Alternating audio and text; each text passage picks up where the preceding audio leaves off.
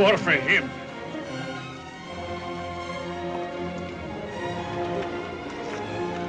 There are films that entertain, and then there are films that feel like a reckoning. Ben-Hur, released in November 1959, was both a 4-hour journey through betrayal, slavery, vengeance, and grace that left audiences speechless and won a record 11 Academy Awards. It was the kind of cinema that made you believe Hollywood could, on its very best day, move mountains. But while the ancient world of Judah Ben-Hur stayed frozen in marble and celluloid, the people who brought it to life kept on living and aging and sometimes suffering. Some went on to extraordinary careers. Some saw tragedy arrive early and without warning. And a few real-life stories among this cast are just as powerful as anything William Wyler put on screen. Judah Ben-Hur is the spine of the entire film. A man stripped of everything and forced to rebuild himself from the bottom of a Roman galley up to the peaks of the Circus Maximus, and then, ultimately, somewhere beyond revenge entirely. Without an actor who could carry that arc on his literal shoulders, the film collapses. It never collapsed. Charlton Heston, born John Charles Carter on October 4, 1923 in Evanston, Illinois, was 34 years old when principal photography began in 1958, and he was already one of Hollywood's most imposing leading men. He had parted the Red Sea as Moses in Cecil B. DeMille's The Ten Commandments just 3 years earlier. But Ben-Hur was something else. Director William Wyler reportedly made Heston reshoot his line, "I am a Jew," 16 times in pursuit of something rawer, truer. That relentlessness is audible in the finished film. What Heston brought was not just physical stature, though his 6'2" frame gave every scene a sculptural authority, but a very specific, very American quality of wounded dignity. When Judah is wronged, Heston doesn't scream, he goes still. And that stillness is more frightening than any rage. Judah Ben-Hur is the film's thesis, that a man consumed by hatred can still be reached by grace. Heston embodied that paradox without ever making it feel like theology homework. Before Ben-Hur, he had been working steadily since the early 1950s, including his breakout in The Greatest Show on Earth. After the film, he became the defining face of the epic genre. El Cid in 1961, The Agony and the Ecstasy in 1965, and Planet of the Apes in 1968, where he proved he could do something entirely different. He served as president of the Screen Actors Guild, marched alongside Martin Luther King Jr. at the 1963 March on Washington, and later became one of the most polarizing public figures in America as president of the National Rifle Association. In 2002, Heston announced publicly that he had been diagnosed with Alzheimer's disease. He retired from both acting and the NRA presidency. He died on April 5, 2008 in Beverly Hills at the age of 84 with his wife Lydia, his partner of 64 years, by his side. Judah Ben-Hur endures because Charlton Heston made the slow grinding business of a man reclaiming his soul feel as epic as any chariot race. Masala is the wound at the center of the film. The childhood friend turned persecutor, the love curdled into cruelty, the face of everything Judah must eventually face and destroy. He is Ben-Hur's dark mirror, and in the wrong hands he becomes a pantomime villain. Stephen Boyd never let that happen. Born William Millar on July 4, 1931, in Whitehouse County, Antrim, Northern Ireland, the youngest of 9 children, Boyd was just 26 years old when he arrived in Rome to begin filming alongside Heston. He was, by every contemporary account, physically magnificent in the role. Dark, angular, dressed in Roman armor that seemed made for him. But what made his Masala disturbing was the layer beneath the cruelty. Screenwriter Gore Vidal, who did uncredited work on the script, privately instructed Boyd to play Masala as a man scorned, not merely politically, but intimately. Director William Wyler told Boyd to go ahead, but specifically warned him not to tell Heston. The subtext, buried in every charged glance Boyd aimed at Heston across the film, gives the rivalry a heat that pure ideology never could. Boyd won the Golden Globe for Best Supporting Actor for the role. He should have been launched into the stratosphere. Instead, his career stalled, partly through poor choices of subsequent projects, partly through a Hollywood politics he openly disdained, and partly because, as one critic noted, he was so good at transforming himself that audiences remembered his characters more than they remembered him. He appeared in Fantastic Voyage in 1966 and The Fall of the Roman Empire in 1964, but that defining moment at the Circus Maximus remained the peak. On June 2, 1977, Stephen Boyd collapsed while playing golf with his wife Elizabeth in Los Angeles. He died of a heart attack. He was 45 years old. One of the most electrifying screen presences of the late 1950s, gone before he had turned 50. Masala endures because Stephen Boyd made betrayal feel like a private heartbreak. And that made it far more devastating than simple villainy ever could have. Quintus Arrius is the pivot on which Judah's story turns. The Roman commander who witnesses Ben-Hur's impossible courage in the galley, pulls him from the sea, adopts him as a son, and sets him free in every sense. Without Arrius, there is no second act. And without Jack Hawkins, Arrius might have been merely functional. John Edward Hawkins was born on September 14, 1910, in Wood Green, London, making him 47 years old when he filmed Ben-Hur, and already one of the most respected British actors of his generation. His voice was the instrument.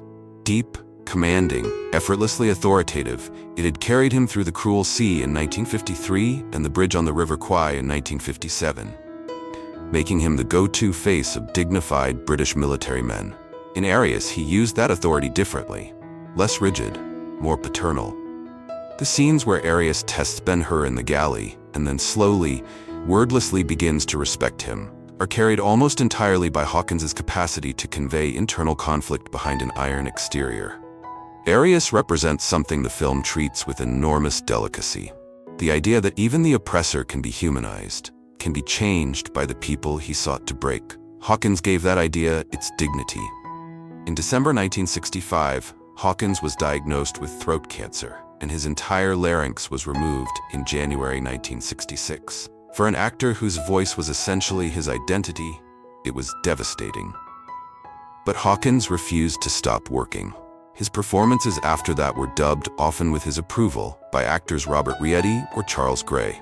Hawkins continued to smoke even after losing his voice, and in private used a mechanical larynx to speak. He kept appearing in films, Zulu, Lawrence of Arabia, Young Winston, miming his lines while another man's voice emerged from the screen.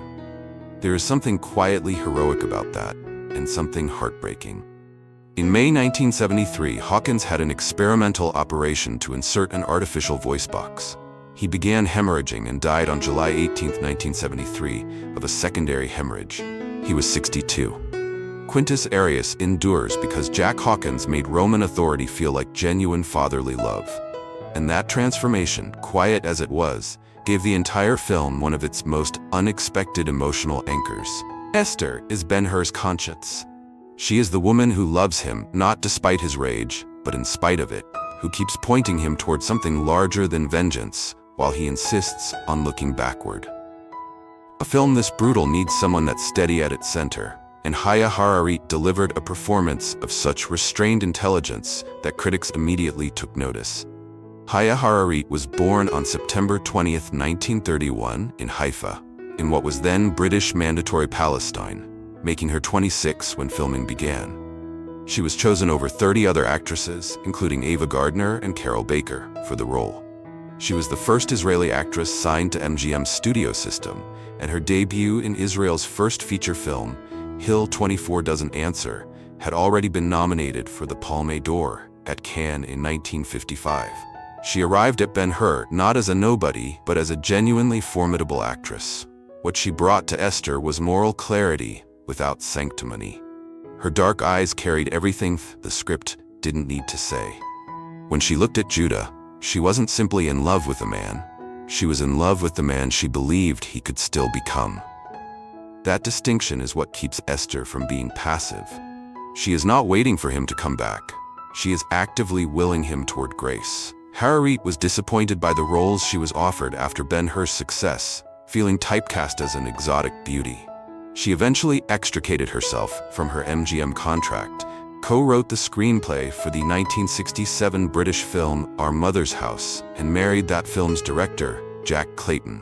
She largely stepped away from acting and later earned a degree in political science from the London School of Economics.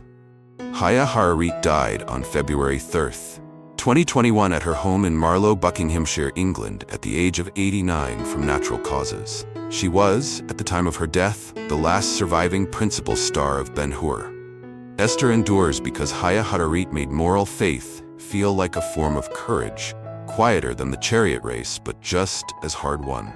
Sheikh Ilderim is the film's great exhale, the moment Ben-Hur stops suffering long enough to find an unlikely ally, a flamboyant, canny, magnificently alive Arab chieftain who gives him the horses and the chance he needs for revenge. Every film this heavy needs someone to tip the balance toward life. Hugh Griffith threw himself into that role with the force of a man who understood exactly what he was doing. Hugh Emrys Griffith was born on May 30, 1912, in Wales, making him 46 when filming began. He had trained at RADA, interrupted by military service in World War II, and built a reputation as one of the great Shakespearean character actors of the British stage. His film career had included the darkly comic Kind Hearts and Coronets in 1949. But Ilderim was a different register. Roaring, generous, physically abundant, shot through with humor and cunning.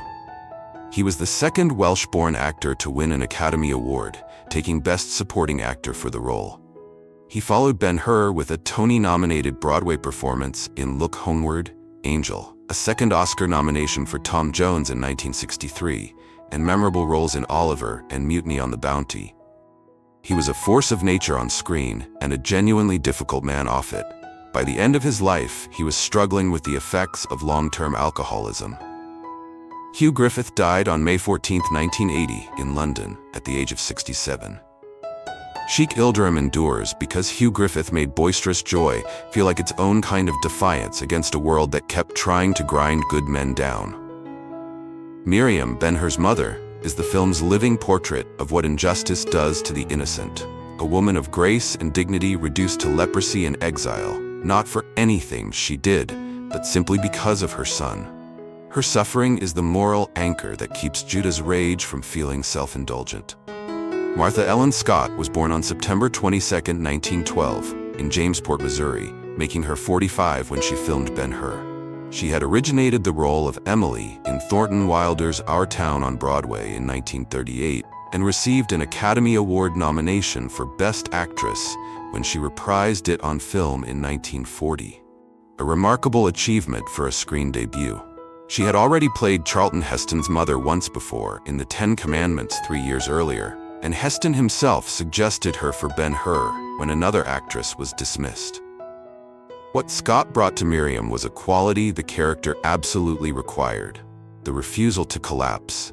Even disfigured by leprosy, even convinced she is protecting her son by hiding from him, Miriam carries herself with an internal steadiness that reads as love in its most selfless form. She rarely needed to raise her voice or overplay a scene. Her face, voice, and posture did the work, inviting the audience to lean in rather than sit back. After Ben-Hur, Scott continued to work steadily for decades. In The Turning Point in 1977, in the TV series Dallas and the $6 Million Man, and on stage with the Plumstead Theatre Company she co-founded with Henry Fonda and Robert Ryan. She was one of those rare artists who simply never stopped. Martha Scott died on May 28, 2003, in Van Nuys, California, at the age of 90. Miriam endures because Martha Scott made maternal love in extremis feel completely unbearably real. Not a performance, but a testimony.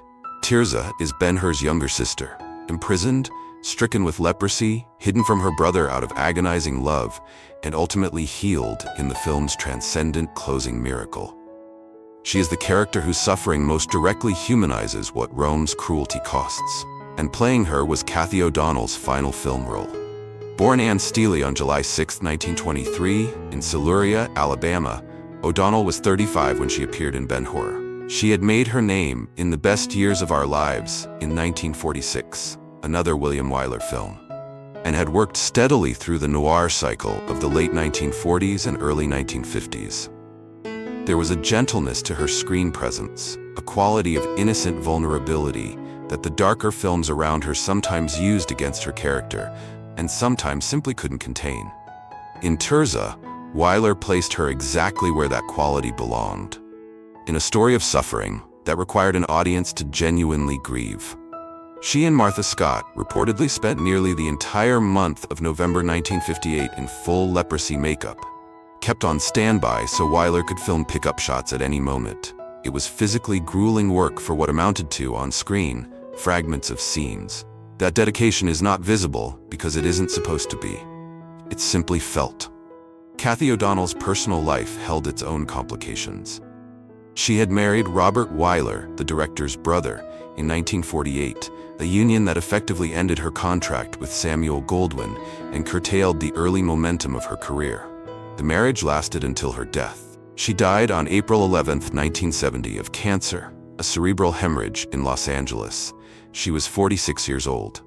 Tirzah endures because Kathy O'Donnell made Innocence Under Siege feel not pitiful but precious, and her final performance, quiet as it was, is one of the film's most haunting gifts. Simonides is Ben-Hur's family steward, a man who endured physical torture to protect the wealth held in trust for his absent master, and who kept faith across years of uncertainty simply because it was the right thing to do. He is the film's quiet monument to loyalty, and the actor who played him brought a real-life story of persecution to the role that gave it an extra, unscripted weight. Shalom Sam Jaffe was born on March 10, 1891, in New York City, the son of Ukrainian Jewish immigrant parents, making him an extraordinary 67 years old when he stepped onto the set of Ben-Hur. He had been acting since the 1920s, had played the High Lama in Lost Horizon in 1937, the title role in Gunga Din in 1939, and delivered an Oscar-nominated performance in John Huston's The Asphalt Jungle in 1950. By any measure, he was one of the most experienced character actors alive. Then the blacklist came. Jaffe was targeted during the McCarthy era as a suspected communist sympathizer, and the studios effectively shut him out for years. He didn't work in Hollywood film for most of the 1950s, not because he lacked ability, but because ideology had made him radioactive. When William Wyler cast him as Simonides, it was an act with meaning behind it. Wyler, himself Jewish and aware of what political persecution looked and felt like, was deliberately bringing a blacklisted actor back to the screen in one of the most high-profile productions in Hollywood history. What Jaffe brought to Simonides was something that couldn't be manufactured. Genuine gravity. His face, ancient and crumpled as old parchment, carried the weight of a man who had been broken in body, but never in spirit.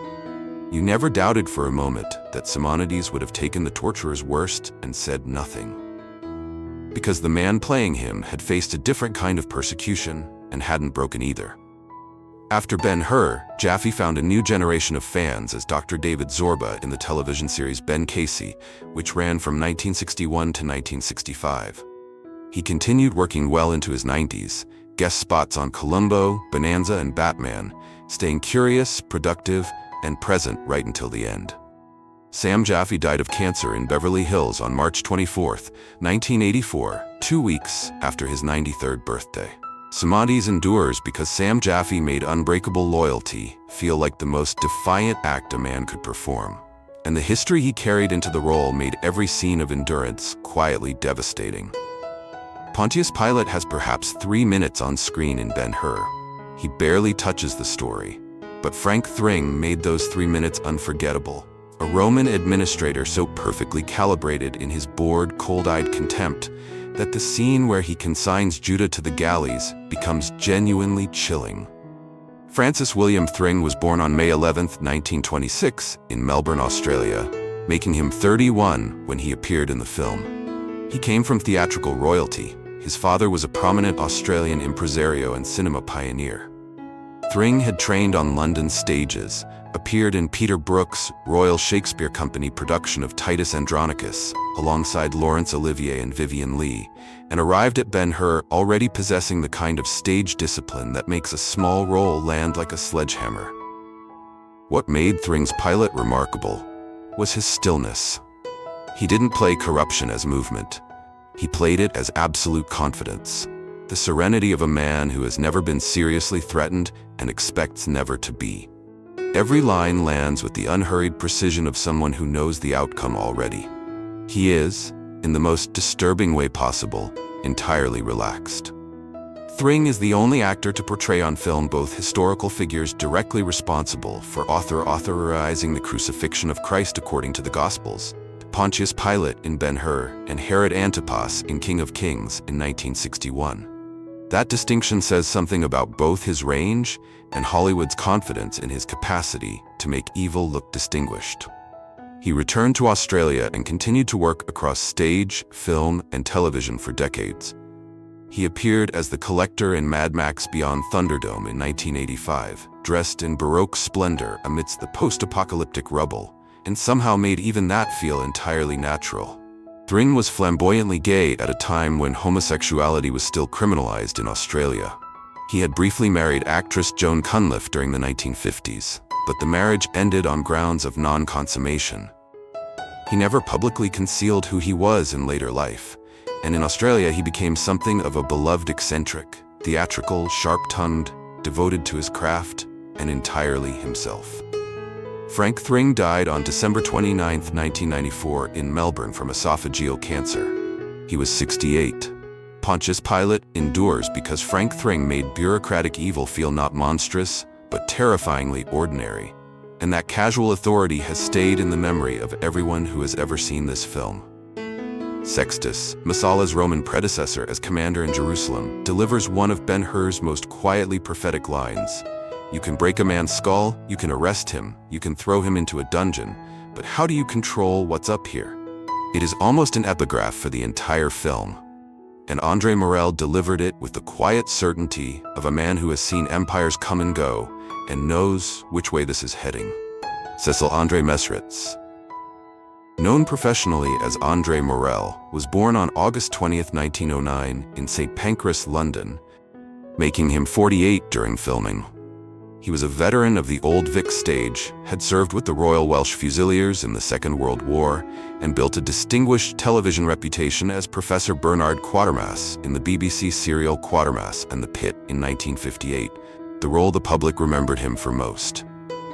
In film, he had just appeared in The Bridge on the River Kwai the previous year, and his presence in Ben-Hur meant he had appeared in back-to-back Best Picture winners, a feat matched by very few character actors of his era. What Morel brought to Sextus was the dignity of a man who speaks truth to power, while knowing power won't listen. His timing was exquisite. He didn't editorialize. He simply observed, clearly and without melodrama, that what Messala was about to do was going to end badly. And then he stepped aside and let it happen. He continued to work prolifically in film and television, Barry Lyndon for Kubrick in 1975, a voice role as Elrond in the animated Lord of the Rings in 1978, Hammer horror films throughout the 60s, and an acclaimed run as Dr. Watson opposite Peter Cushing's Sherlock Holmes. Andre Morel was diagnosed with lung cancer just 2 weeks before his death. He died on November 28, 1978 in London.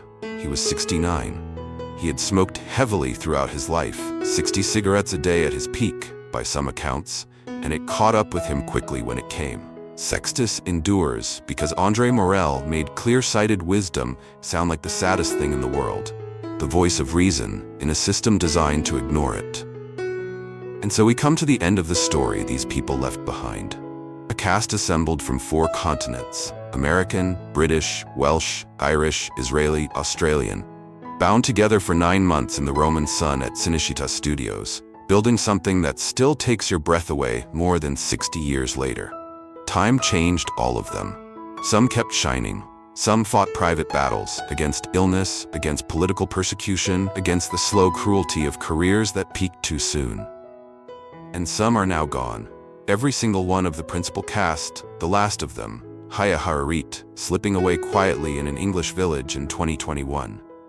But Ben-Hur remains. And every time you watch Judah's chariot pull ahead in that impossible homestretch, or see Miriam raise her eyes in the rain of the crucifixion, or hear Simonides speak his allegiance through a ruined body, you are watching real lives poured into fiction, real suffering transformed into something that endures. That is what cinema, at its very best, has always been.